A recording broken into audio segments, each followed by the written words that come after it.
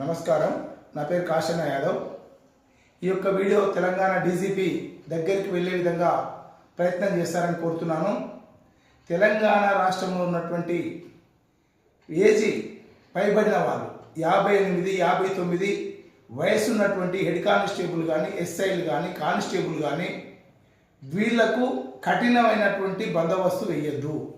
వినాయక బందోబస్తు కానీ, ఈ డీజేల దగ్గర సప్పుళ్ళకు కానీ కొన్ని 3-4 రోజులు ఇంటి వదిలిపెట్టి వేసేటువంటి డ్యూటీలు వేయద్దు, బందోబస్తు వేయద్దు. ఎందుకు చెప్తున్నానంటే మా అచ్చంపేటలో మా ఇంటి పక్కన ఉన్నటువంటి బాలయ్య గారు అనే హెడ్ కానిస్టేబుల్ గారు, అతనికి స్టంటు వేయడం జరిగింది గుండె ఆపరేషన్ ద్వారా. అతనికి మొన్న గణేష నిమజ్జనం బందోబస్తు చేయడంతో అనారోగ్యానికి గురై తను ఇబ్బంది పడి మరణించడం జరిగింది. కాబట్టి ఇది పోలీసులు అనేవాళ్ళు ప్రజల యొక్క రక్షకులు.